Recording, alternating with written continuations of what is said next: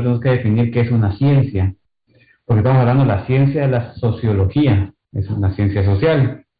Entonces, pero ¿sabemos realmente qué es una ciencia? ¿Tenemos el concepto presente de qué es una ciencia? ¿Alguien que quiera ser participantes? Alejandra Echeverría, ¿podría decirme qué es una ciencia?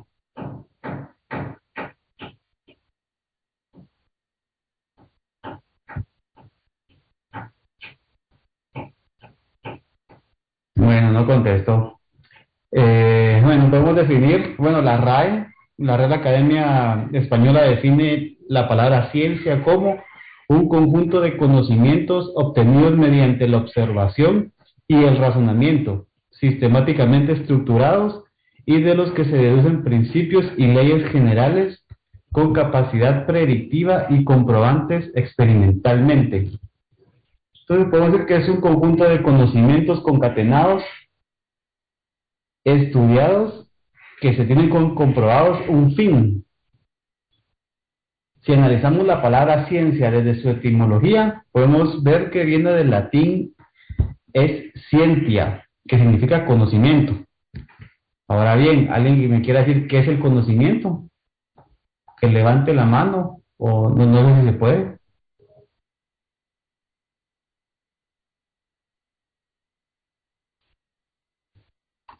Buenas noches, licenciado.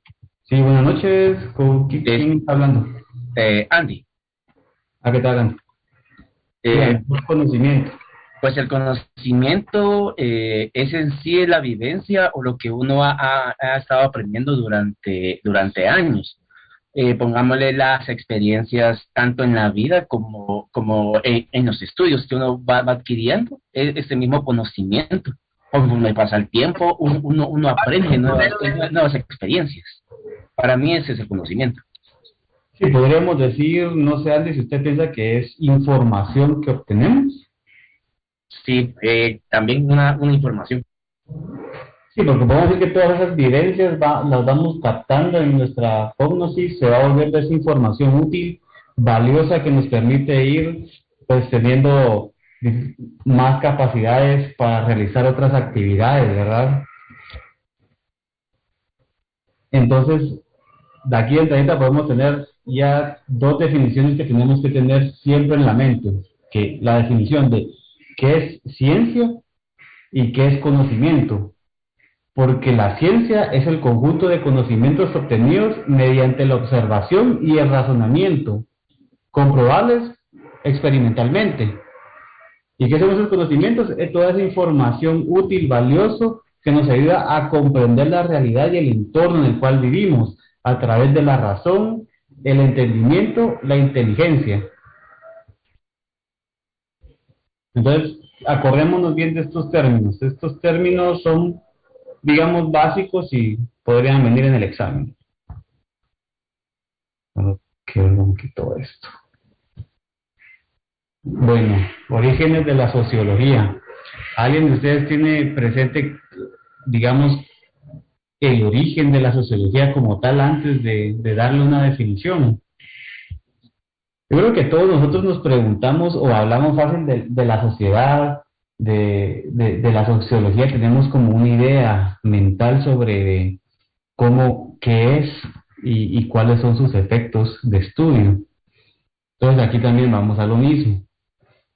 Esta palabra sociología fue acuñada por el filósofo Augusto Comte en 1839, en la cual unía dos palabras que provienen del latín: socius, que significa sociedad, y logía, que es ciencia. Entonces, al juntar estas dos palabras, podemos decir que etimológicamente la sociología quiere decir que es el estudio de la sociedad a un nivel elevado. Entonces, quisiera estar preguntando, pero está complicado por acá.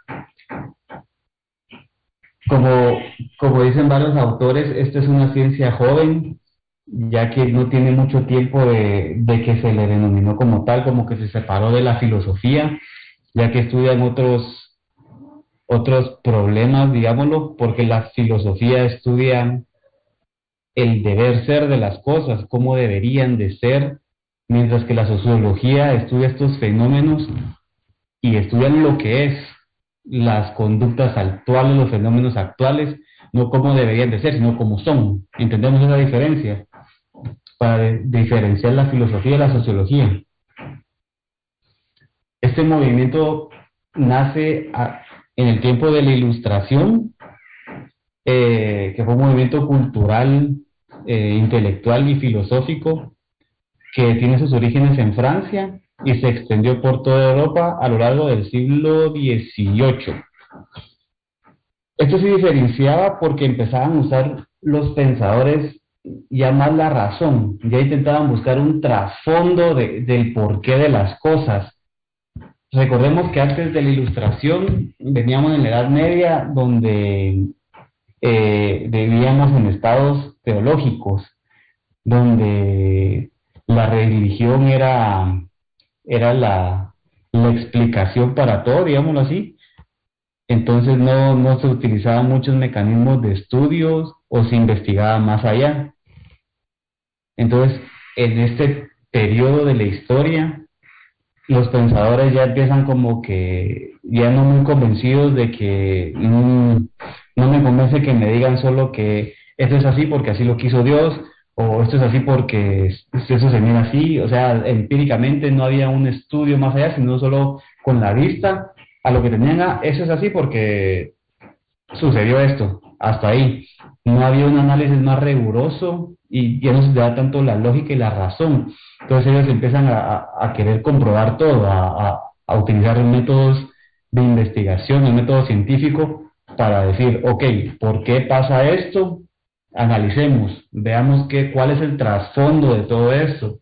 No podemos decir que esto sucedió y es un hecho aislado, no, investiguemos más y ahí daban con el resultado. Esta época de la Ilustración también fue conocida con el nombre del Iluminismo. ¿Por qué?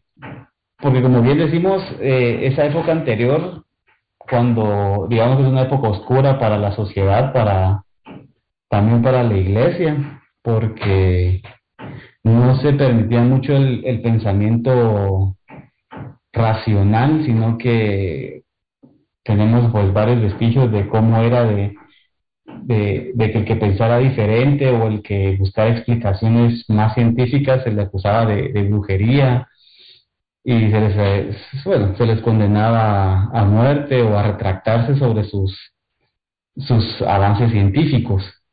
Entonces se le conoce como el iluminismo porque es una luz. Esta época fue una luz para la ciencia, porque permitió que la gente empezara a cuestionarse más, a investigar más, a usarse más la razón del por qué estaba sucediendo todo esto.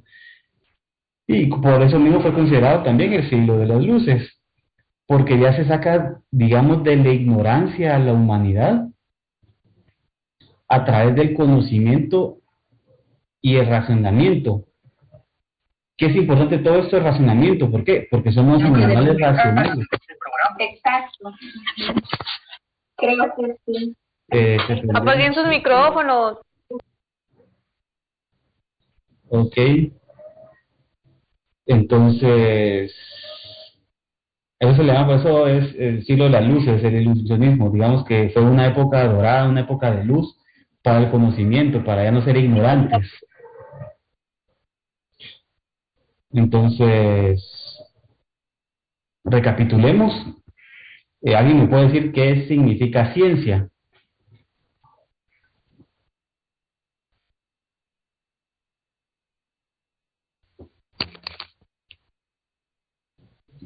Es un sistema de conocimientos que van desarrollándose constantemente, que se obtienen mediante los sentidos o métodos cognitivos, disculpe, y se pueden demostrar a través de la práctica social. Excelente, muy buena definición. ¿Alguien más? ¿Qué me puede decir que sea ciencia?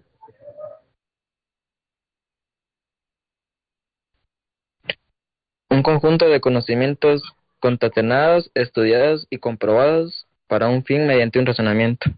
Excelente. ¿Y quién me puede decir qué es el conocimiento? El conocimiento es el reflejo objetivo el conocimiento es el reflejo subjetivo de una realidad objetiva, licenciado. Muy bien, muy buena definición, me gustó bastante. ¿Alguna otra definición que tengan de conocimiento? Es la facultad del ser humano para comprender por medio de la razón. Muy bien. Entonces, ¿cómo digamos que se llamaba esta época donde se utilizó más la razón? Y ya no fue tanto como cuestiones teológicas y cuestiones El iluminismo. El iluminismo, exacto. ¿Quién fue el filósofo que acuñó la palabra sociología? Augusto Comte. Comte. Excelente, excelente, así me gusta. Entonces, ¿qué es la sociología realmente? Bueno, podemos dar una definición básica. Más adelante, obviamente, vamos a ir estudiando la sociología del derecho, cómo se relaciona con otras ciencias, y podemos ir cambiando esta definición porque decimos, no, la sociología es más que eso, pero bueno, es que la sociología, la verdad es que es un mundo, es una carrera. Aquí pues nos la dan en un curso, pero es una carrera que puede, no sé si dura 5 años. Entonces, sí es una ciencia bastante independiente, pero podemos definir la sociología como la ciencia social dedicada al estudio de las sociedades humanas, sus fenómenos colectivos, interacciones y procesos de cambio y de conversión, tomando en cuenta el contexto histórico y cultural en el que se hallan insertas. Aquí podemos encontrar en esta definición varios elementos como es la sociedad, fenómenos colectivos, interacciones, procesos de cambio, contexto histórico y cultural. O sea, como vemos, la sociología, digamos que es la ciencia con la que vamos a ir entendiendo la conducta humana de la sociedad actual, de por qué somos esta sociedad actual como somos, analizar los fenómenos. Bueno, ahí podemos relacionar la sociología con la historia de hechos pasados, fenómenos sociales que sucedieron antes, por los cuales somos actualmente como somos.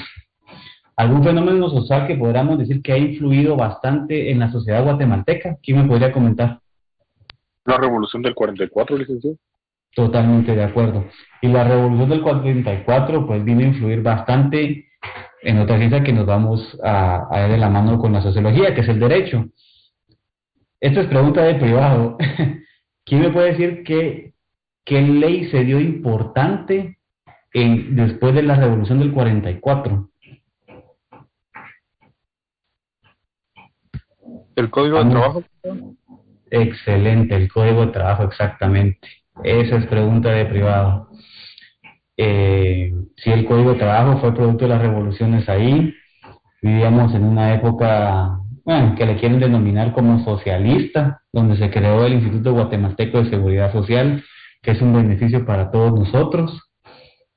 Y entonces la revolución del 44 pues viene a ser un acontecimiento histórico que tuvo fuertes incidencias en la sociedad guatemalteca y que actualmente pues dejó unos beneficios muy buenos para los trabajadores. Entonces continuemos. Como la sociología es la ciencia que estudia las sociedades humanas, interacciones, procesos de cambios en el contexto histórico y cultural, definamos qué es una sociedad. La sociedad es el conjunto de personas que se relacionan entre sí de acuerdo a unas determinadas reglas de organización jurídicas y consuetudinarias. ¿Qué quiere decir esto? Que es un conjunto de personas que se relacionan y tienen que cumplir con un ordenamiento jurídico, que es todo el marco legal, las leyes constitucionales, ordinarias, reglamentarias e individuales. Y podemos agregar los tratados internacionales. Y consuetudinarias, ¿alguien me puede decir cuáles son las reglas consuetudinarias? Las derivadas de la costumbre. Por costumbre. Totalmente, pero una más exacta, digamos, pongámosle un ejemplo, pongámosle nombre. La ley de orden público. Digamos que esa es una norma que se encuentra positiva, que es un texto de una norma derivada de las constitucionales, pero ahí estamos dando normas jurídicas. Son digamos, aquellas normas que por costumbre se cumplen dentro de la sociedad y son aceptadas. exacto, ¿como cuál? Así como en los pueblos. Como saludar, por ejemplo. Sí, totalmente, exacto, esas son, que no son las que se encuentran emanadas por algún decreto del Congreso, algún acuerdo gubernativo, acuerdo ministerial, sino que rigen en la sociedad porque son las que han sido aceptadas, digamos, remitamos a años atrás, siglos atrás, que, bueno, que tal vez actualmente yo no tengo conocimiento de alguna comunidad que lo siga haciendo, pero que solo permitían que un hombre y una mujer de la misma comunidad, de la misma tribu, pudieran casarse o emparentar, que se prohibía que fueran a otra tribu a emparentar con alguien más. Entonces no estaba grabada en papel, digamos, pero se tenía que cumplir. O una norma religiosa, digamos, ir a misa todos los domingos, digamos, son normas constitucionales que se van heredando. Licenciado, disculpe, ¿podría ser en la actualidad una norma consuetudinaria como que en ciertas comunidades dice que están organizados o sea, los habitantes organizados y se reúnen para cuando hay extorsionistas en el área y ellos están organizados con prácticamente los habitantes son los que hacen justicia? ¿Podría decirse que es como una norma consuetudinaria que se ha estado dando últimamente? Eso lo miraría más yo como una actividad social que si utilizamos la sociología que estudia todos los fenómenos sociales, si utilizamos la sociología y algún método de investigación, analicemos por qué se están armando estos grupos de personas para defenderse. Entonces, si vamos ahí, analizamos que está el fenómeno social de las maras, que hace que ellos realicen extorsiones, que estén asaltando, que tengan amenazada a la población. Entonces, esto causa que los vecinos se organicen y tomen estas medidas, digamos, extremas, ¿verdad? Porque realmente hay que tener cuidado con este tema, ¿verdad? Porque si bien es cierto la intención es buena, hay normas que deben que cumplirse, que no se puede, digamos, no pueden estar armados sin tenerla, solo disculpen que alguien está trabajando todavía con taladro y un barreno todavía aquí que interrumpe bastante. ¿O no lo escuchan ustedes? Entre veces. No. Poco, pero no. Sí, es cierto, se escucha. Se escucha como que se estuviera rasurando. Pero muy a lo lejos se escucha. Bueno, continuemos entonces, esperamos que ya... Gracias, licenciado. Sí, no, digamos una norma más es como una norma que acepte la sociedad, no tanto como esas organizaciones de estos vecinos para defenderse, porque ellos tienen que cumplir con cierta normativa, ellos no pueden tener fusiles o armas si no tienen su licencia respectiva como para prestar la seguridad privada, digámoslo así, desde su comunidad, porque estarían incurriendo en una violación a las normas de la Ley de Armas y Municiones, podrían cometer delitos de la Ley de Armas y Municiones o del Código Penal. Entonces, no miro eso como probablemente como una norma consuetudinaria. Podríamos decir que una norma social constitucional que no se encuentra positiva en el ordenamiento jurídico sería la de las normas religiosas, que se pueden o no se pueden cumplir, que socialmente uno puede ser mal visto porque no las cumplimos, porque la sociedad las ha impuesto. Un ejemplo se me viene ahorita a la mente, que en Semana Santa hay un día que no se puede comer carne.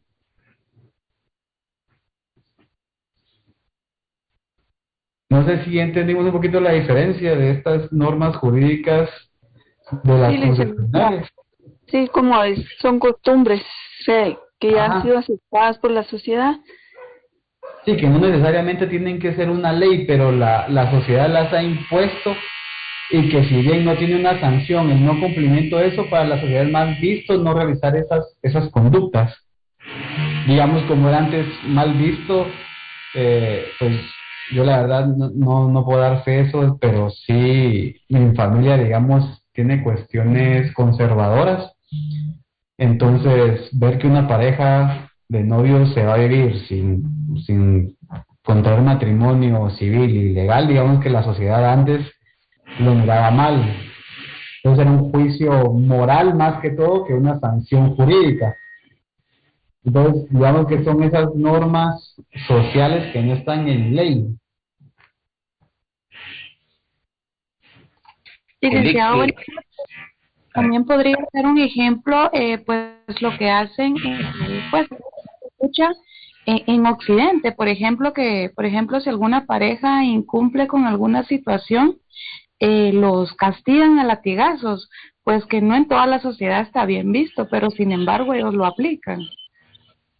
Sí, y ese es el famoso pluralismo jurídico que querían agregar a la Constitución con las reformas a la Constitución que estaban planteando, que quieren agregar estos sistemas, digamos, jurídicos de cada comunidad indígena para que no sean sancionables, porque realmente si nosotros utilizamos el ordenamiento jurídico legal desde la Constitución y todo su marco jurídico, ¿alguien me puede explicar cuál es la teoría de las normas, su ordenamiento y su estructura? Ese lo dio Hans Kelsen. ¿Cómo se ordenan las normas jurídicas? La norma suprema hasta la cúspide de la pirámide de Kelsen. Exacto. Luego siguen las normas ordinarias, que son las leyes. Luego siguen las normas reglamentarias. Y hasta abajo están las resoluciones, creo yo. Las individuales, Cori, en la famosa pirámide de Cori. Exacto. Entonces, ¿ustedes creen que esta persona que sufre este castigo podría iniciar un proceso por las lesiones que sufra a causa de este castigo indígena, digamos? No sé qué piensan ustedes.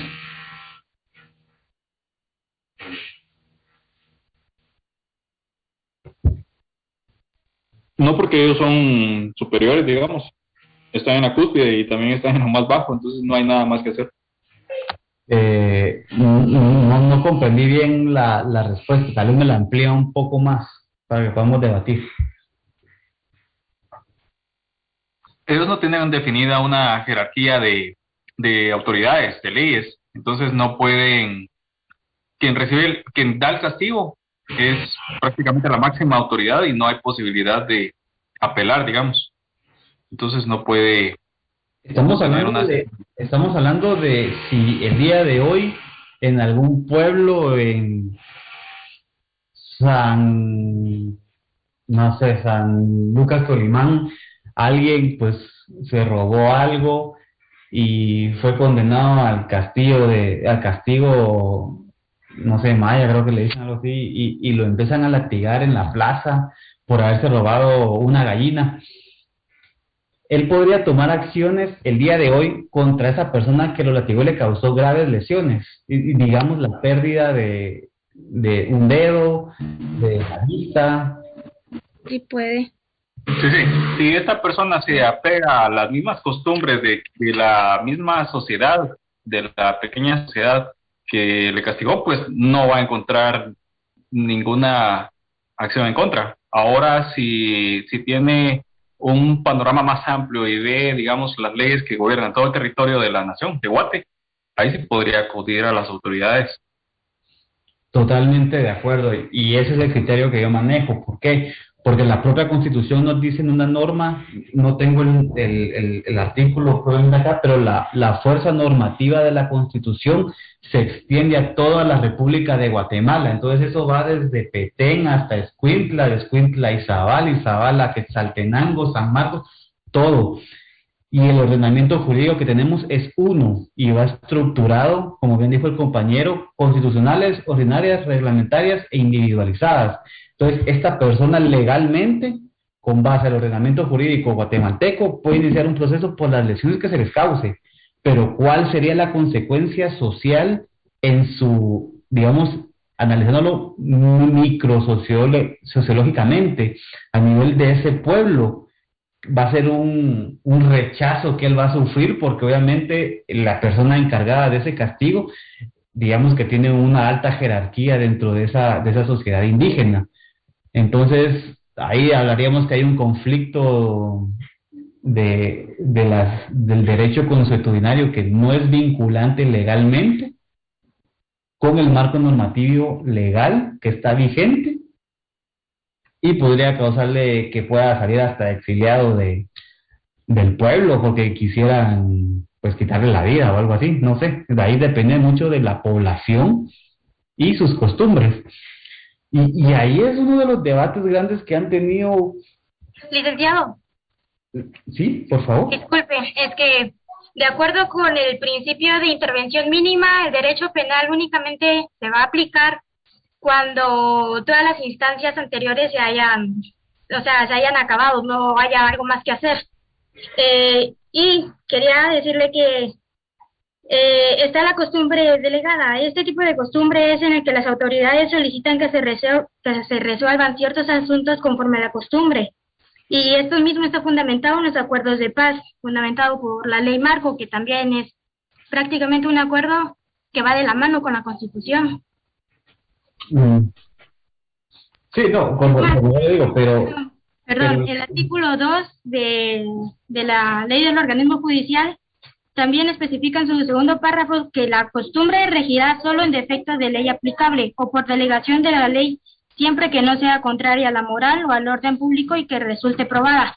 Por lo tanto, creo que el sujeto creo que tendría derecho a pedir no sé, pedir cualquier cosa. Sin embargo, creo que no va a ser muy aceptado, puesto que la misma ley ampara lo de la costumbre del pueblo. Y este individuo se encontraba dentro de esos mismos reglamentos o normas que, aunque no estén escritos, aún así rigen en su misma comunidad. mire, sí, me parece muy buen análisis el que usted está realizando, la felicito. Pero, como yo le digo, las normas jurídicas desde la Constitución hasta la individual se aplican en todo el territorio de la República de Guatemala. Que, digamos, esta persona no se anime a realizar esta acción, este derecho de petición a los tribunales, al Ministerio Público, por el modo de la sociedad en la que vive y por cómo él ha sido criado, y yo creo que es más por donde va este asunto de que no se destapa este montón de casos. Porque, como usted bien dice, la ley del organismo judicial establece que en falta de una ley se puede aplicar la costumbre. Y ahí también encontramos la jurisprudencia. Entonces, pero digamos que es cierto, la última ratio es el derecho penal. El derecho penal tiene que ser lo último que busquemos. Pero si realmente se está cometiendo un delito que podría ser algún tipo de lesión, ¿o no considera eso usted? Sí, de hecho sí, pero como habíamos hablado acerca del robo de una gallina, entonces... Ajá, pero si nos vamos a lo que establece la ley, igual él cometió una acción dolosa, antijurídica, culpable y punible.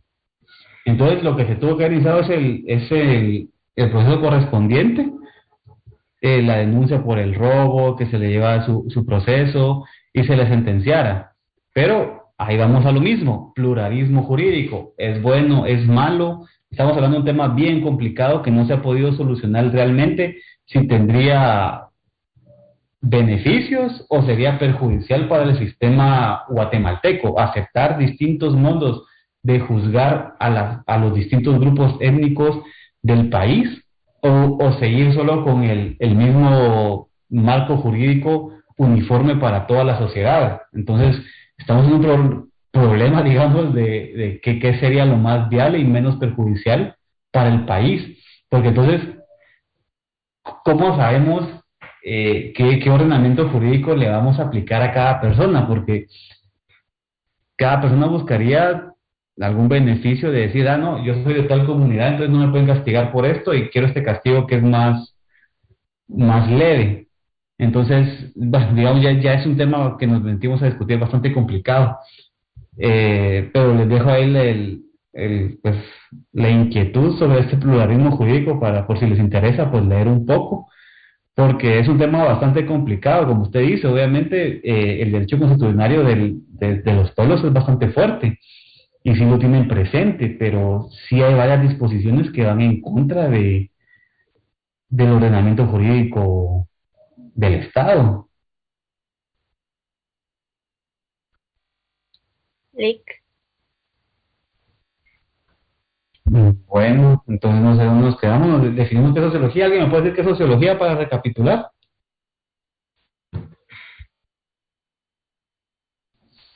Es la estructura de estudio de las comunidades. Exacto, ¿alguna otra definición que tengan? Una ciencia social que estudia las relaciones humanas de la sociedad. ¿Saben? Para que evitemos esto, mejor alguien puede, si alguien va a contestar, que escribe en el chat, porque creo que no me sale cuando levantan la mano. Entonces mejor en el chat que ponga, yo leo un nombre y ese nombre me va a responder, ¿les parece? Entonces, bueno, sí, la sociología, lato sensu hablando, es la ciencia social dedicada al estudio de las sociedades humanas, sus fenómenos colectivos, interacciones, procesos de cambio y de conservación, tomando en cuenta el contexto histórico y cultural en el que se hallan insertas.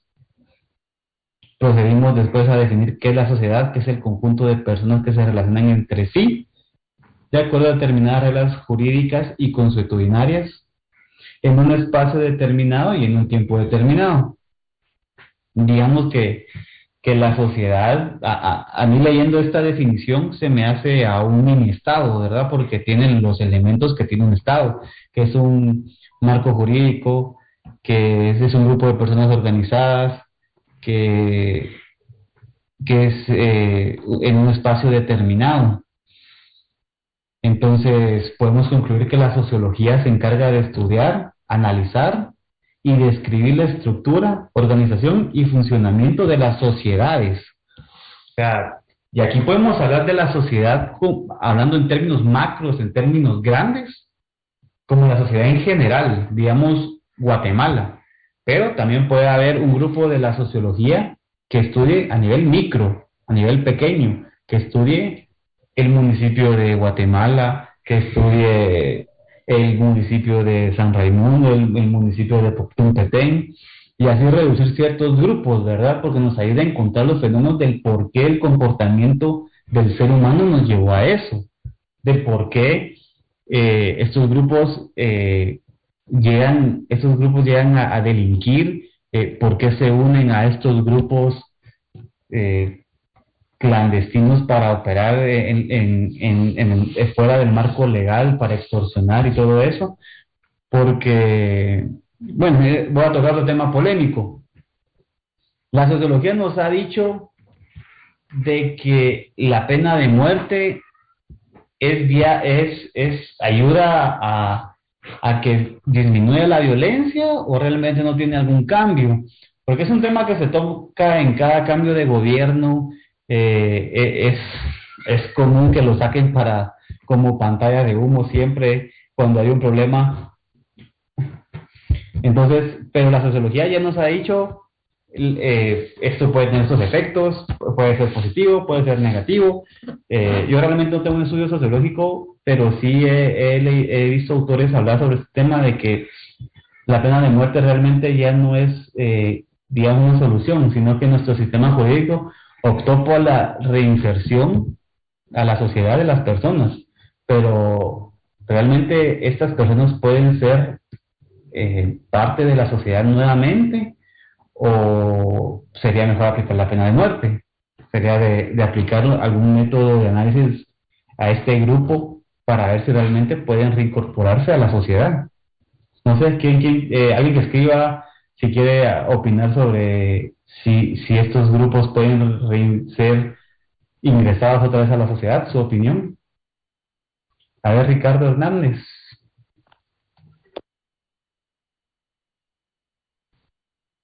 Sí, licenciado, buenas noches. A mi criterio, estas personas que en teoría se llevaron a una granja de rehabilitación, creo que le llaman, Más propiamente, ¿verdad? Deberían de al menos pasar un examen, uno psicológico y uno práctico de habilidades adquiridas dentro del proceso que llevaron después la rehabilitación. Toda persona que va a pasar más de 3 años, digamos ahí, mínimo debería sacar un tercero básico, aunque sea por madurez, para que sea comprobable que va a ser reinsertado a la sociedad como un miembro productivo de ella. Porque un miembro de la sociedad que es analfabeta, no vamos a discriminar a nadie, pero ¿qué sentido tiene que lo reinsertemos? Y obviamente no va a ser funcional si ni siquiera para sí mismo puede concebir la lectura y escritura. Muy bueno su comentario. ¿Alguien más quisiera comentar? Irma Herrera. Y después Andy Hernández. Sí, licenciado, yo recuerdo un caso que acabo de ver en Bolivia, que en ese país lo que hacen es, por ejemplo, las mujeres tienen un área de biblioteca y áreas donde pueden desarrollar cursos, donde hay lectura.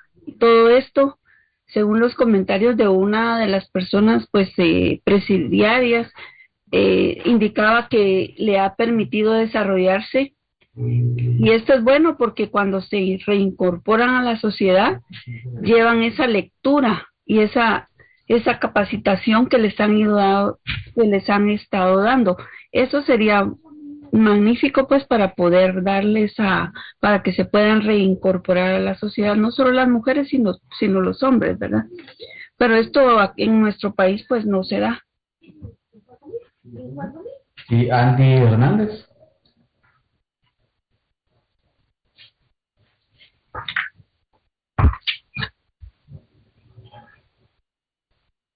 Andy a la 1, Andy a las 2. Bueno, entonces Eric Navarro. Muy buenas noches, licenciado. Muy buenas noches, compañeros.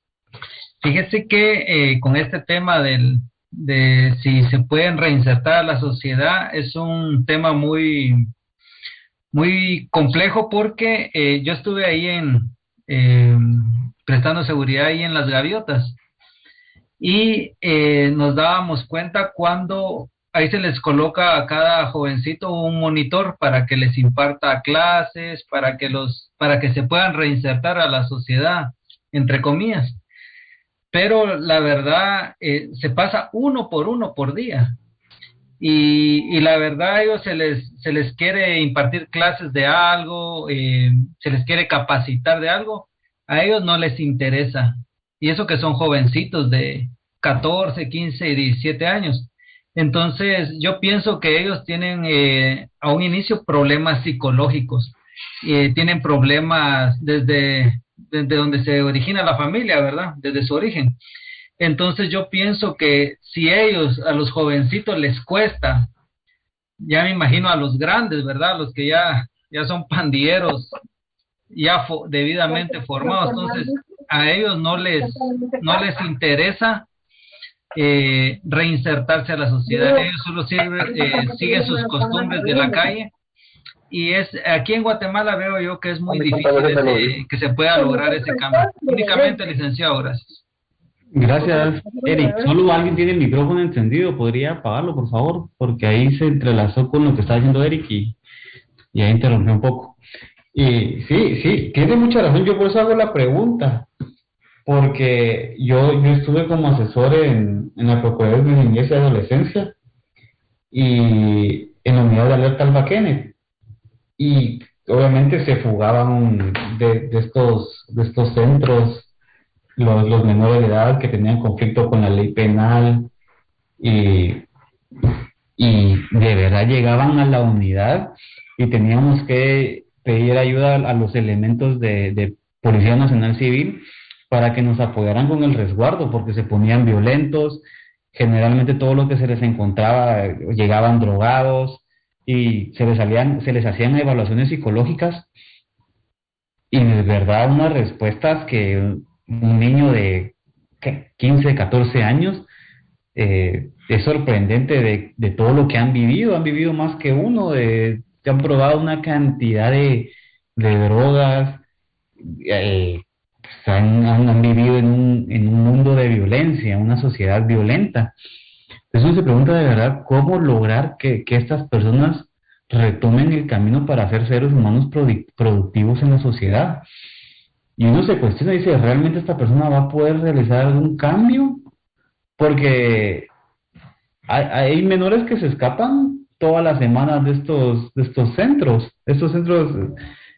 Entonces, todas las semanas, inclusive una vez tuvimos un caso de que se activó la alerta Alba Kenneth 3 veces por el mismo adolescente, porque los 3 días seguidos se fugó. Lo encontraba PNC, lo llevaban a la unidad, se desactivaba la alerta, se llevaba al lugar donde estaba en resguardo, se escapaba nuevamente, se activaba la alerta, se encontraba ya, al otro día otra vez. Entonces, aparte de que yo lo miraba como, digamos, administrativamente para el Estado, es complicado mantener todos estos recursos en búsqueda de estos adolescentes que realmente no tienen una intención de cambio o que quieran mejorar, sino que salen, inclusive a veces se dejaban encontrar por los agentes de PNC para que los llevaran a la unidad y se les diera comida. Entonces se les daba comida, entonces se llevaban y se volvían a escapar. Es bien complicado este tema porque en la sociedad que ellos han vivido es bien complicado y ya lo miran como un modo de vida y les gusta. Entonces decir, bueno, ¿cuál es el camino para que ellos se puedan ingresar nuevamente a la sociedad como hombres, como adolescentes productivos? Es complicado. Vamos a ver, alguien más, vamos a ver el chat para quién. Sí, las diapositivas yo las voy a subir. Es más, estas diapositivas solo me están dando, digamos que son directrices para llevar la clase, pero yo tengo otras diapositivas con definiciones para compartirles con ustedes. Blanca Sosa.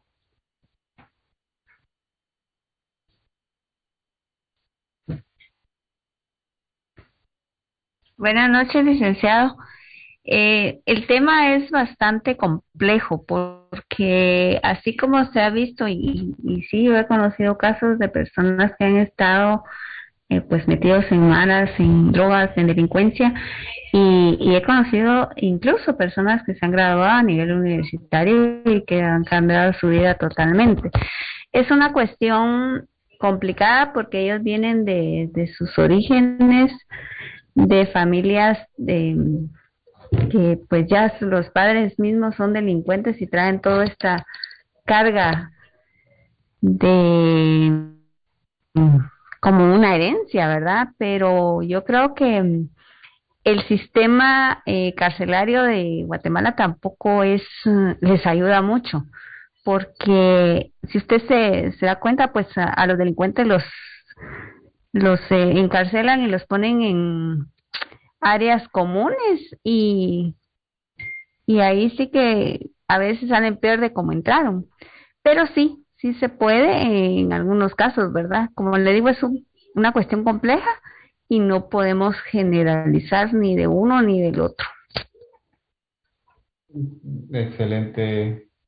Sí, inclusive aquí me escribe en el artículo 19 de la Constitución, establece que la idea es la readaptación, que cumpla con otro tema, pero la idea es esa.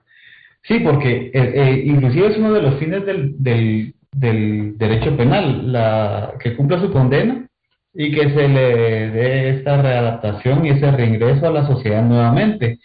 Pero sociológicamente, analizando este grupo determinado que son las maras, todo eso, pensamos, porque todos hemos visto esas entrevistas, hemos visto que utilizan niños para asesinar gente, que uno los escucha hablar y para ellos es normal matar a una persona por una cantidad mínima de quetzales, y es como que sí les indagan en preguntas y no se ve por dónde ellos tengan la voluntad de querer cambiar, que inclusive prefieren la muerte a tener algún cambio. Usted dijo pues algo muy cierto, no todos, exacto, no podemos generalizar nunca estos grupos o algún individuo, como decir todos los hombres son iguales, ¿va? No pueden generalizar, ¿va? Porque habemos hombres buenos, habemos hombres responsables, fieles y todo ese tema. Entonces, inclusive no podemos decir todas las mujeres son interesadas tampoco. Entonces, no podemos generalizar, pero inclusive en el tema de menores de edad, que es el tema que yo he visto de cerca, digamos que podemos definir, inclusive eso lo van a ver ustedes más adelante en Derecho Penal, tenemos a los niños o adolescentes que sufrieron alguna vulneración a sus derechos, que son víctimas, y tenemos niños y adolescentes que son victimarios, que son los que cometen estas acciones. Entonces tenemos dos grupos y hay que separarlos. Digamos, igual, personas que pues viven en este mundo de violencia y les gusta y lo cometen y es su vida. Ya vemos otras personas que se encuentran en el abandono, que han tenido la oportunidad de unirse a estos bandos y no lo hacen, pero viven en situación de calle. Aquí me pregunta Angie Crismari González, ¿qué es ser bueno? Pero ahí nos vamos, digamos que no podemos dar una definición legal de ese término, y ahí acudimos a lo supletorio del bien común, de los valores axiológicos, de los valores morales que se nos enseña que es ser bueno. Entonces, ser bueno es ser pues una persona productiva, que cumple las normas, que no roba, que todo eso que se nos enseña desde pequeños, porque es lo socialmente aceptado.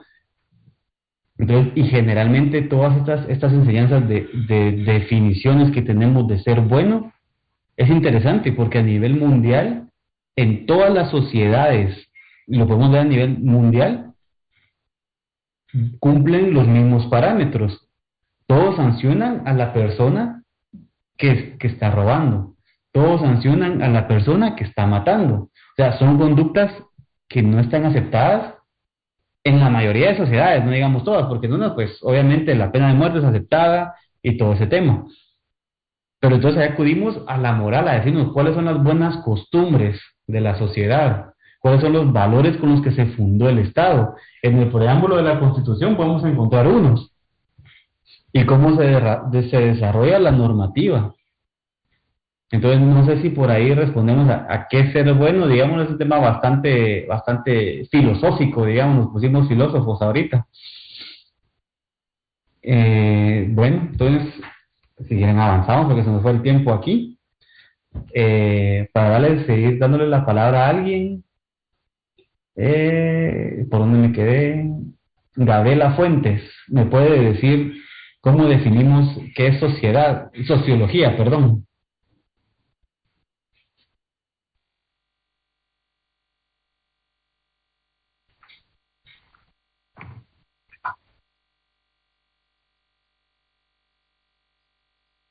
Bueno, Gabriela a las 2. Bueno, pasemos. Edgar Otoniel Besa Barrios, ¿me puede definir qué es sociología?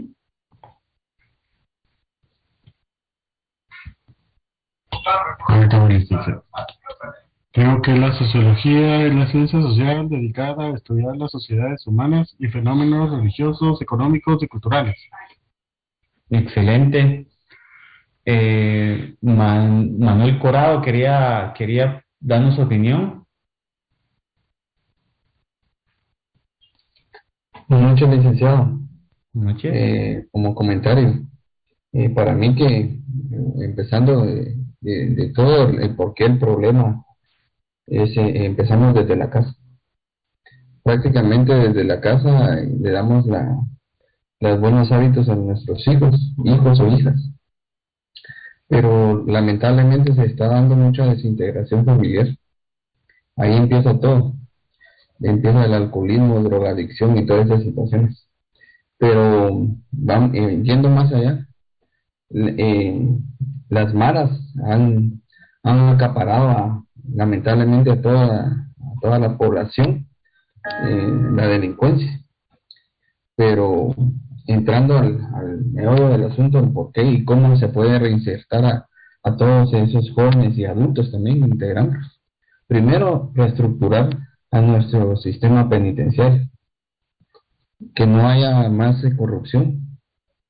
Sí, por ejemplo, voy a poner un ejemplo a nuestro vecino, El Salvador. Prácticamente pusieron a gente correcta a dirigir las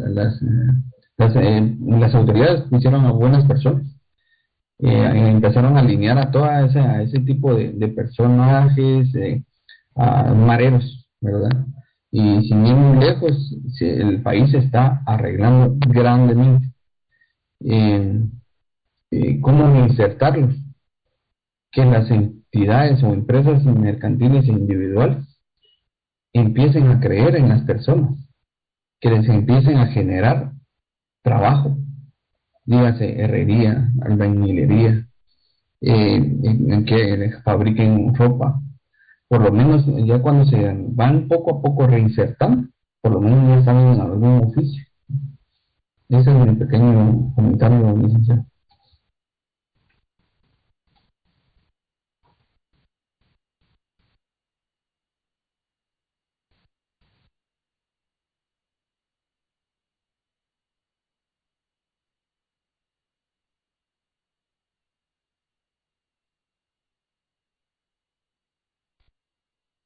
Licenciado, buenas noches.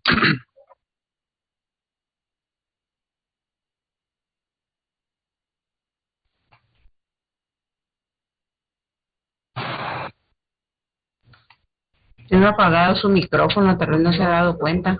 Sí, sí, sí. Lo dejar encendido mejor. ¿Quién fue el compañero que dijo buenas noches? Buenas noches, mi nombre es Héctor Miranda.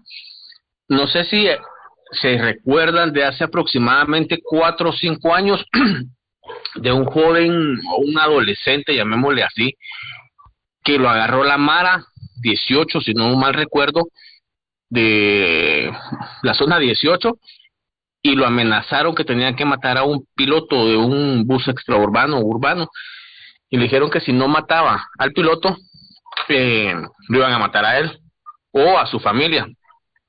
Entonces él decidió que lo mataran a él y no matara a un piloto, ni mucho menos a su familia. El adolescente lo tiraron del puente Belice, si no mal recuerdo, y él cayó y se quebró muchas partes de su cuerpo.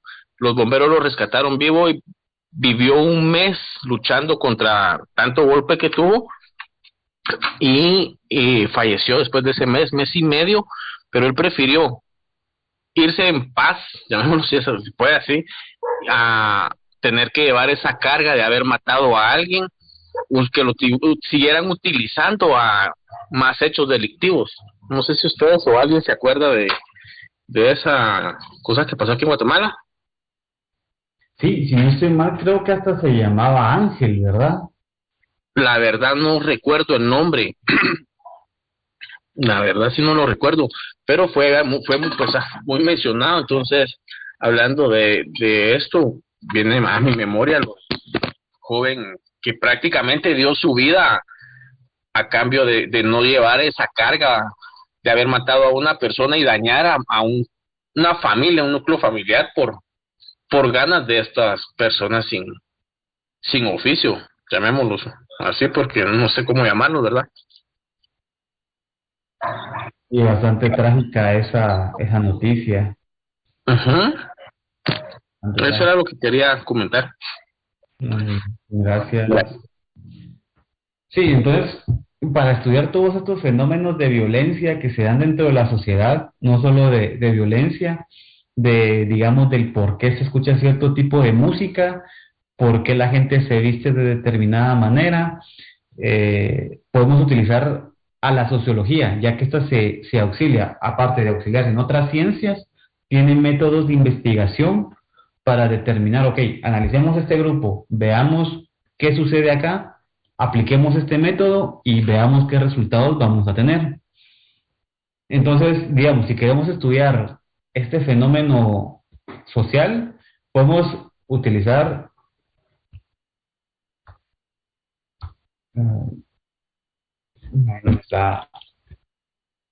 esta presentación se está saltando algo.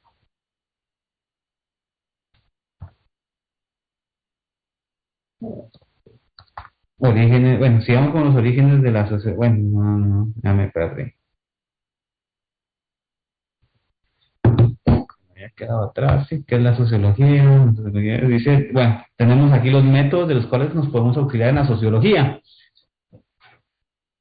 Podemos utilizar más métodos. Yo coloqué 3, por lo mismo, porque para no saturarnos, y creo que ustedes ya los vieron en métodos de investigación, y hay otro curso antes que no tengo el nombre presente, pero son de primero y segundo semestre, técnicas de investigación. Y vamos a decir, el método... también lo vimos en filosofía, también estuve viendo analítico, empírico y comparativo. Estuvimos viendo también en filosofía. Entonces, ¿puede explicarme usted cuál es el método analítico? Vamos a ver, no sé si me recuerdo. El analítico es conforme los avances de que uno percibe por medio de los sentidos. Es acerca de la percepción, de que uno observa bien ciertos fenómenos de que sucede en la sociedad y uno lo aplica. Entonces, esa es una forma analítica de que tiene uno. Sí, exacto, cabal. Utilizamos el objeto que vamos a analizar y lo descomponemos en elementos, en todos los elementos, para analizar cada una de las partes que lo conforman ese objeto común. Digamos, si tenemos un rompecabezas, por ejemplo, analizamos cada pieza. Entonces vamos viendo cada pieza, cómo funciona, cómo está hecha, qué tiene, para que logre casar bien todo correctamente. Descomponemos, digamos, un ordenador, una computadora. Está compuesto por una pantalla, teclado, mousepad, memoria RAM, el procesador, puertos USB, cámara, bocinas. Entonces vamos a analizar todo eso de qué es lo que hace para comprender mejor el funcionamiento de algo. Entonces podemos, dice Angie Crismari, descompone todo en sus partes para analizarlas y determinar cómo está organizado el objeto de estudio. Exactamente. Entonces podemos proceder al método empírico. Entonces tal vez me pueda apoyar ahí Fabiola Lorenzana.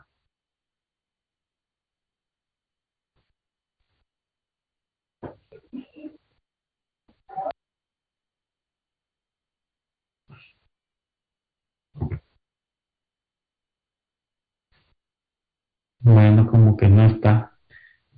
Bueno, el método empírico es similar, pues, al método analítico. ¿Por qué? Porque es un modelo de investigación que pretende obtener a través de la observación la realidad. Entonces, vamos y nos adentramos y nos fijamos en el por qué está sucediendo determinado hecho en determinado lugar. Entonces, empírico, eso se realiza la experiencia. ¿Cuántos hemos escuchado que alguien es digamos, le denominan como que, él es un empírico, él es un profesional empírico, que tal vez él no estudió y no tiene un título de respaldo, pero a través de la experiencia esa persona, pues, sabe realizar una actividad como lo realizaría un profesional. Si puedo aportar algo también, es conforme a la experiencia, licenciado. Exactamente. Aquí dice Paola Sáenz, el método empírico se trata del conocimiento que se adquiere con la experiencia. Un ejemplo podría ser los remedios caseros. Sí, muy buen ejemplo, y exactamente. El empirismo, digamos que va similarmente a la experiencia. El método empírico analítico, dice Elisa, el método empírico analítico es uno de los modelos para describir el método científico, que se basa en la experimentación y la lógica empírica. Junto a la observación de fenómenos y análisis estadísticos, este método es el más usado en el campo de las ciencias sociales y en las matemáticas. Muchas gracias. Entonces podemos pasar al tercero, que me parece un método interesante, por eso lo agregué aquí a la diapositiva, que es el método comparativo. Las características. Bueno, pero antes de todas las características podemos analizar qué es el método comparativo. El método comparativo básicamente, la misma palabra nos lo dice, es una metodología con el cual podemos agarrar un fenómeno, un objeto, y compararlo con otro fenómeno u otro objeto similar, distinto, para ver las diferencias, para ver por qué esto es así y por qué el otro es así. Podemos analizar, nosotros que somos abogados, nos gustan las leyes, entonces generalmente miramos y decimos, ¿por qué en Estados Unidos funciona así la sociedad? ¿Por qué ellos tienen menos violencia? ¿Por qué ellos tienen mejores situación económica? ¿O por qué en El Salvador ahorita la violencia está bajando? ¿Por qué ellos tienen mayor control sobre las maras? Empezamos, tenemos 2 ejemplos, Guatemala, El Salvador, Estados Unidos, Guatemala, y así comparamos estados, comparamos normativa jurídica, ver qué leyes están vigentes en ese país, ver qué leyes están vigentes en el nuestro, y decir, es que allá tienen una ley para este tema. Es que en Guatemala no tenemos esta ley. Entonces ese podría ser un factor del por qué El Salvador está mejor, Guatemala está peor, o por qué El Salvador está peor y Guatemala está mejor. Por una normativa que podemos comparar claramente, que es totalmente, pues, muy revolucionaria, digámoslo así, muy novedosa, es que, pues, en El Salvador ya legalmente se puede utilizar el Bitcoin. Yo pasé por ahí la semana pasada, antepasada, y en las tiendas tienen sus rótulos de dice aceptamos Bitcoin. Entonces, de verdad pareciera meme, pero sí, ya aceptan Bitcoin y de verdad es surrealista ver esos rótulos ahí. Y uno se pregunta, bueno, pero ¿cuáles serán las consecuencias de eso? Estamos relacionando también la sociología con la economía, fenómenos económicos, todo inflación, el tipo de cambio, cuáles son las tendencias económicas, las teorías económicas que pueden hacer para mejorar, si fue una idea acertada o errónea. Según lo que yo he leído, no sé si alguien pues se dedicará de ustedes a ese giro de criptomonedas, pues la mayoría de criptomonedas han venido a la baja, han perdido hasta el 60-70% de su valor. Entonces uno dice, bueno, tal vez no fue muy buena idea que El Salvador invirtiera tantos millones en Bitcoin, porque digamos que invirtió 60 millones, ahora tendrá 10 millones. Estamos hablando de una pérdida de 50 millones, que afecta gravemente a la economía. Y según varios, digamos, estudios económicos de casas de análisis estadístico internacionales, Guatemala tiene un nivel de economía bastante sólido. Entonces, ahí podemos decir, ese es el método comparativo para analizar 2 sociedades distintas, marcos jurídicos distintos, objetos distintos. Entonces, las características de esto es que se deben observar 2 o más casos, totalmente, porque no podemos analizar un método, no podemos realizar un método comparativo si solo tenemos un objeto. No tendríamos parámetros para determinar si es mejor, es peor, es bueno, es malo, alto, pequeño, duro, suave. Entonces, tenemos que analizar todo eso, cuáles son los resultados de la investigación que queremos realizar. Permite y es muy efectivo en el estudio de muestras pequeñas. Sí, podemos agarrar 2 muestras pequeñas y poder realizar una comparación. Sea a través de la observación. Sí, en la observación, pues vemos si tenemos, no sé, digamos 2 experimentos tengo esta botella de agua a comparación con esta botella de Coca-Cola, y qué pasa si lo derramos sobre una superficie de madera, cuál va a ser el efecto, o si lo derramos sobre una superficie de hierro. Y es versátil, permite utilizarse como complemento de otros métodos. Sí, podemos utilizar un método analítico comparativo. Entonces analizamos las características de un bien y posteriormente lo comparamos con otro. Es bastante versátil. ¿Alguna pregunta sobre ese método? Ninguna, Lic. Ok, entonces sigamos. Entonces tenemos el objeto de la sociología. Entonces le pregunto a Edgar Otoniel Besa, ¿qué es un objeto? ¿Qué entiende usted cuando le dicen cuál es el objeto de la sociología? La función que tiene, ¿no? ¿Mano? La función que puede llegar a tener o su objetivo. Ajá, el objeto, digamos, ¿qué entiende cuando usted le dicen es el objeto de la sociología? ¿Cuál es el objeto de la sociología? Añadimos la palabra objeto. ¿Cuál es el hecho que tiene para la sociología? Su fundamento, ¿cuál es su exacto. función? Exacto.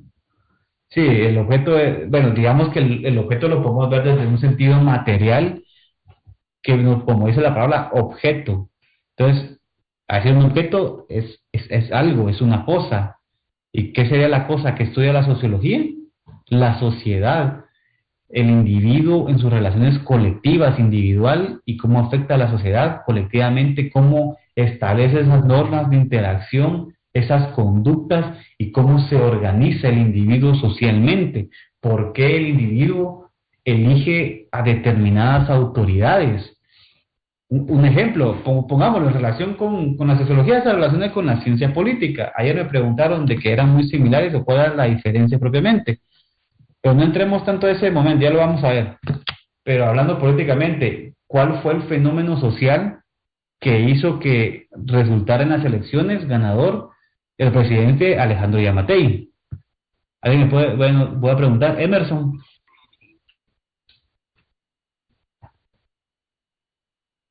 ¿Qué fue lo que hizo que ganara Yamatei? Pues venía Jimmy Morales y no querían a Telma. No, pero Yamatei y Jimmy Morales ya estaba fuera en estas elecciones, ya solo era Yamatei, Sandra Torres, Edmund Mulet y Telma Cabrera los principales. Ajá. Pues a Telma la sacaron, digamos, porque la tildaban de ignorante, a Edmund Mulet por traficante de niños y pues por eso miraban a Yamatei, digamos, ya de último como la última opción. Ajá, exactamente, miramos esa segunda vuelta en la que tenemos dos candidatos. ¿Qué fenómeno social es el que dice la mayoría que sucedió que hizo que ganara Yamatei sobre Sandra Torres? Pues nada. No querían que ganara Sandra Torres, sencillamente. Exactamente, ese fue el fenómeno social, que entre los dos, yo no quiero a Sandra Torres, prefiero votar por Yamatei, no porque me agrade, que inclusive siempre pintaron a Yamatei como un voto inteligente. Ya de ahí, pues si ha hecho un buen gobierno, no, yo se los dejo a su criterio. Cada quien tenemos nuestra percepción de cómo han dirigido nuestras autoridades. Pero el fenómeno pasó, fue de, ok, tenemos a Yamatei y a Sandra Torres. La mayoría de la sociedad dijo, yo no quiero a Sandra Torres. Entonces, todos fueron, y todo ese antivoto, que así se le denominó, todas las personas que estaban en descontento con ella, fueron y votaron por la competencia que era Alejandro Yamatei. Entonces ahí se mostró un descontento por la historia que ha tenido Sandra Torres con el gobierno. Liqui, de igual manera se podría tomar como voto castigo, ¿no? Sí, totalmente. Un voto de castigo bueno, que generalmente el voto de castigo, digamos, es cuando uno vota nulo, porque es como, también siento yo que es como un reproche que puede hacer la sociedad al marcar la papeleta, pues destruirla, digámosle, rayándola con mensajes que no dejan clara la intención de voto. Es un voto de castigo porque al final no se está votando por nadie. Quiero que vean mi descontento con los candidatos, con el sistema. Entonces voy y en la papeleta pues la mancho, la rayo y que nadie se quede con mi voto. Pero podría ser un voto de castigo directamente contra el actuar de Sandra Torres en el tiempo que ella estuvo como parte de gobierno, siendo la esposa de Álvaro Colón.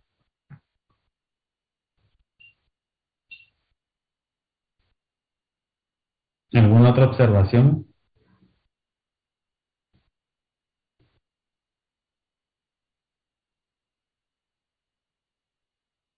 Lick, buenas noches. En lo personal creo que que no votaron por Sandra Torres porque ya no querían más de lo mismo, de lo mismo de ser corruptos, de más robos, y creyeron más en Yamatei porque como vieron, por ejemplo, el caso Pavón, ese tuvo su valor de enfrentarse a los presos. Pues si este se va a enfrentar con cualquier cosa, pues. Y creyeron mucho en él. Eso, yo creo que tuvo algo de meeting, algo así de que yo no soy ni corrupto ni ladrón, él dijo el payasón primero, y después Yamatei dijo de que él iba a cambiar todo, iba a cambiar la forma hasta de pensar, y a la fecha sí hemos cambiado bastante.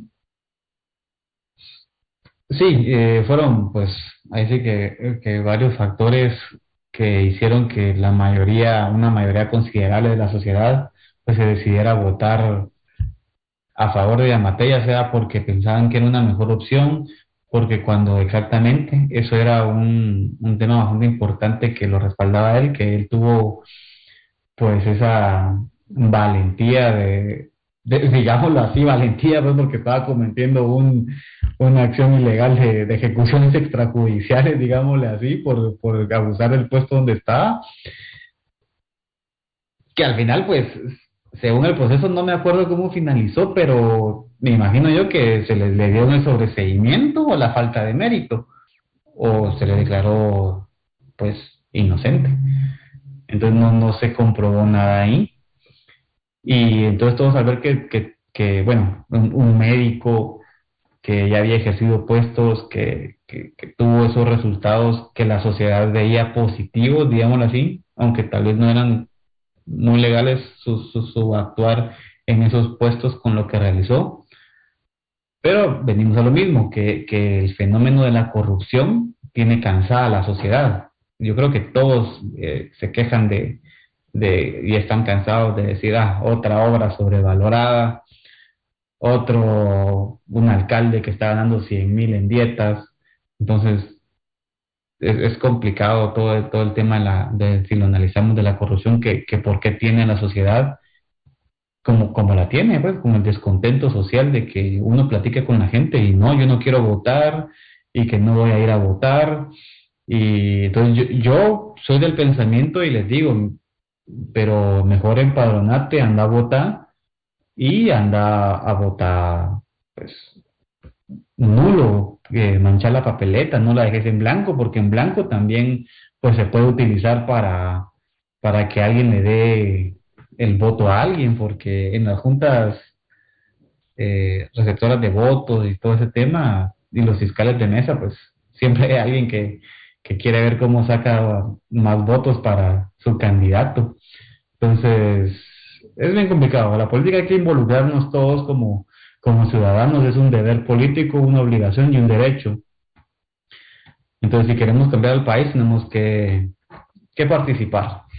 Y si queremos mostrar nuestro descontento, vamos y votemos, pero no dejemos de votar, porque no sabemos quién puede salir favorecido de que no votemos y todo el abstencionismo. Bueno, entonces, como decíamos, el objeto de la sociedad, pues el objeto propiamente es la sociedad humana, individual o colectivamente hablando, las interacciones y las conductas que nacen de la misma. Entonces, la sociedad la podemos estudiar. Vamos a ver qué hora es, ya son las 21. Bueno, voy a subir la diapositiva y voy a explicar esto breve porque también no me quiero alargar. Entonces, métodos de estudio. La sociología se puede auxiliar, bueno, tiene sus propios métodos de estudio.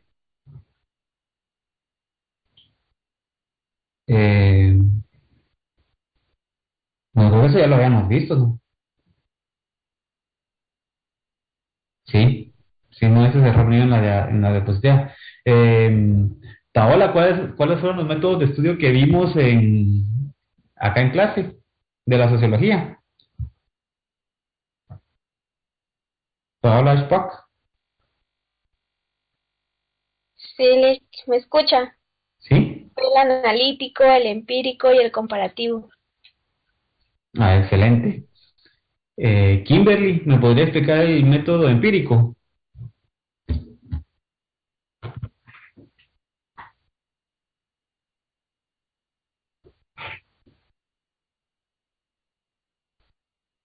nombre de las dos.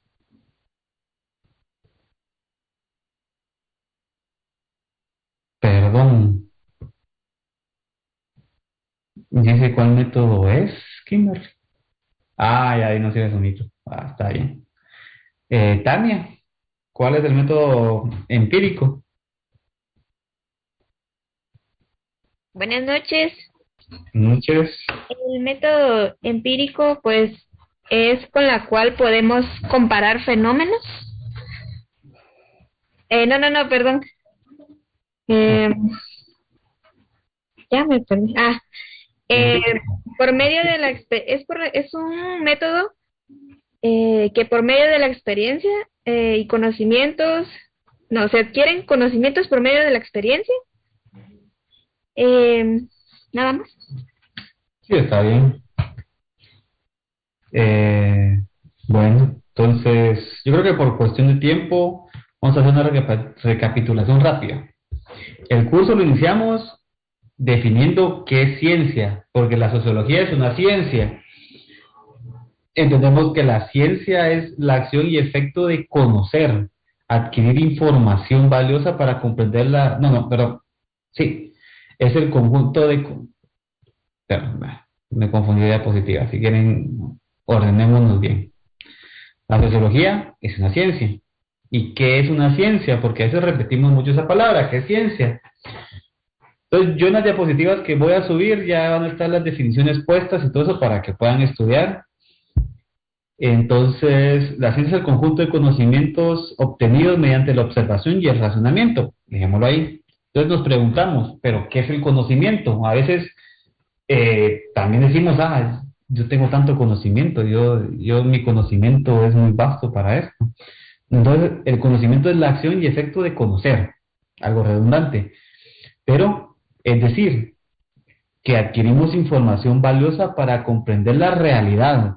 O sea, si yo me quemo por tocar la estufa, entonces ya adquirí ese conocimiento, digamos, de, no, esto quema, no lo voy a volver a tocar y me voy a alejar de ahí. Siempre le pasa a uno de niño.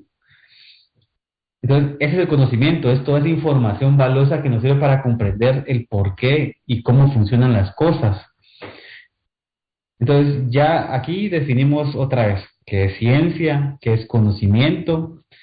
Vimos los orígenes de la sociología, que es una palabra nueva que fue acuñada por Augusto Comte, que quiere decir el estudio de la sociedad. Es una ciencia joven, que nació del periodo del iluminismo, que fue denominado también el siglo de las luces. ¿Por qué? Porque se buscaba eliminar la ignorancia a través de la razón, de buscar conocimiento, ya no solo de creer las cosas porque sí, sin ningún respaldo experimental, digámoslo. También definimos propiamente qué es la sociología, los métodos de estudio, analítico, empírico, comparativo, y cuál es el objeto de la sociología, que es la sociedad humana. Entonces, nos quedaron pendientes de la relación de la sociología con otras ciencias, y bueno, esa sería la clase del día de hoy. Déjenme ver cómo dejo de proyectar esto. Gracias, licenciado. Buenas noches. Sí, entonces, solo compañeros, no sé si la mayoría o cómo estarán ustedes, ya tendrán el libro, yo lo tengo acá, el librito de sociología de Rosario Gil y Carlos Páez, porque así tal vez podrían leer la página 17 a la 32 para entrar propiamente a lo que es sociología del derecho. Eso lo vamos a ver en clase para la siguiente vez, pero la vez pasada, ¿quién fue el que me dijo? Creo que era César. Me preguntó que quería material para que pudiéramos discutirlo ya más en conocimiento sobre eso. Entonces, el libro de la página 17 a la 32, vamos a ver la sociología del derecho. Entonces, ¿alguna pregunta o nos despedimos ya? Yo no puedo ingresar a clase. Sí, eso lo iba a pedir también, gracias. Ricardo, primero, tal vez, ¿qué fue lo que...? Sí, que lo mismo que dijo la compañera, que si nos puede dar los datos del libro, por favor, gracias.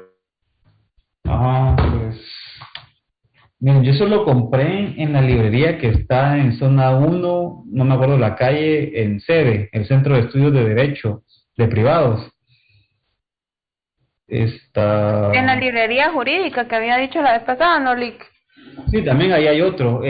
Creo que varía la pasta, pero es el mismo, son los mismos autores.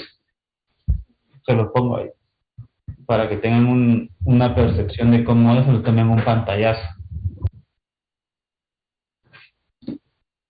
Entonces sí, vamos a dar tema de sociología del derecho, básicamente de esa rama de la sociología que se une con la rama que nosotros estamos estudiando, entonces va a ser bastante interesante el tema.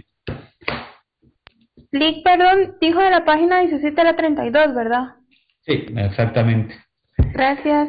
De nada, también un compañero comentó que creo que no ingresó a la clase pasada. La clase pasada no hablamos, la verdad, contenido de evaluación o del curso, sino que hablamos del plan de estudios, cómo va a ser la evaluación del curso, que va a ser un primer examen de 30 puntos, un segundo examen de 40 y no 30. Y el segundo examen puede variar por una tarea de 10 puntos y un examen de 30 puntos que ustedes van a elegir cómo quieren llevarlo a cabo. Licenciado, buenas noches. Sí, buenas noches. Con una pregunta, como el día de hoy, para que pudiéramos estar todos, recibimos la clase por esta plataforma, ¿verdad? Todavía no se va a empezar a pasar lista como nos había indicado. Fíjese que por parte de la facultad, me imagino que por lo mismo del problema de la plataforma no han tomado lista, pero en teoría para la siguiente clase ya esperan tener resuelto esto. Si no, yo igual les comparto el link de Zoom nuevamente y recibimos acá la clase, pero si no, con asistencia no me han dado instrucciones. Okay, licenciado, disculpe, ¿qué páginas son las que dijo que hay que leer del libro? De la 17 a la 32. Muchas gracias, licenciado. Lick, buenas noches, perdone, ¿qué edición es el libro? Déjeme ver, es la 6ª edición la que yo tengo. Perfecto, gracias.